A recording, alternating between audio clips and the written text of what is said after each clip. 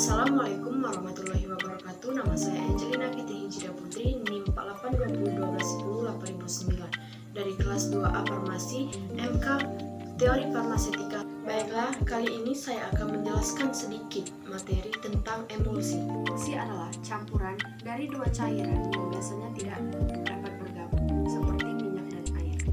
Emulsi perlu ditambahkan zat tertentu yang bertindak sebagai pengemulsi yang dapat membantu dua cairan dapat bercampur secara homogen dan stabil.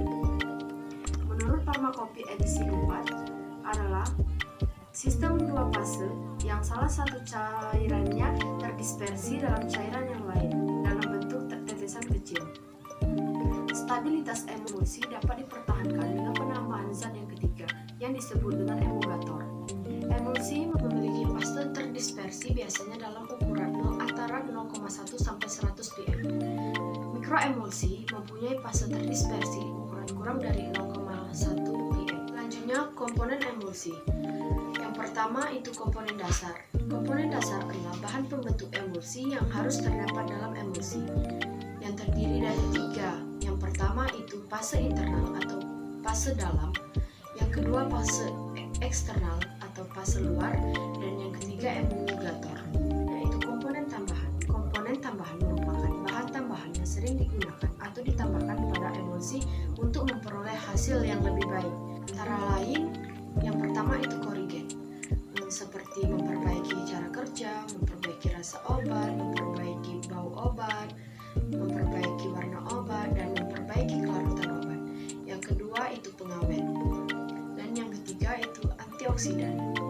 Tipe emulsi. Yang pertama, emulsi tipe oil in water atau minyak dalam air. Emulsi tipe ini adalah emulsi yang terdiri dari butiran minyak yang tersebar ke dalam air. Minyak sebagai fase internal dan air sebagai fase eksternal. Kedua yaitu emulsi tipe water in oil atau air dalam minyak. Tipe ini adalah emulsi yang terdiri dari butiran yang tersebar ke dalam minyak, air sebagai fase internal dan minyak sebagai fase eksternal. Emulsi berganda. Emulsi berganda ini adalah emulsi yang dimana terdapat droplet fase yang terdispersi ke emulsi lainnya. Yang pertama air dalam minyak dalam air, yang kedua minyak dalam air dalam minyak. Berganda ini dapat digunakan untuk enkapsulasi peptida atau protein dan obat hidropolik. Pada ukuran partikel, emulsi farmasi dapat dibedakan menjadi 4. Yang pertama, emulsi makro, yang kedua, emulsi mini, yang ketiga, emulsi mikro, dan yang keempat, emulsi nano. Mari terjadinya emulsi. Yang pertama, teori tegangan permukaan, yang kedua, teori orientasi bentuk baji, yang ketiga, teori interpretasi film, dan yang keempat, teori elektrik double layer. Cara pembuatan emulsi, yang pertama metode gom kering, yang kedua metode gom basah, dan yang ketiga metode botol atau metode botol poreless. Cara membedakan tipe emulsi, yang pertama dengan pengenceran fase, yang kedua dengan pencatatan atau pemberian warna, yang ketiga dengan kertas saring, dan yang keempat dengan konduktivitas listrik. Kerusakan pada sediaan emulsi, yang pertama creaming, yaitu terpisahnya emulsi menjadi dua lapisan. Yang kedua itu cracking atau breaking, adalah pecahnya emulsi karena film yang meliputi partikel rusak atau butir minyak atau menyatu menjadi fase tunggal yang memisah. Yang ketiga itu inversi fase. Yang keempat itu Oswald Ravening, merupakan suatu jalan untuk menuju ke sebuah atau penggabungan tetes dispersi, dan yang terakhir itu flokulasi, yaitu keuntungan emulsi. Yang pertama, sediaan emulsi dapat untuk menghantar obat yang suka larut dalam air. Yang kedua, emulsi dapat digunakan untuk menutupi rasa obat yang pahit. Yang ketiga, obat yang stabil dalam fase minyak yang dapat ditingkatkan stabilitasnya.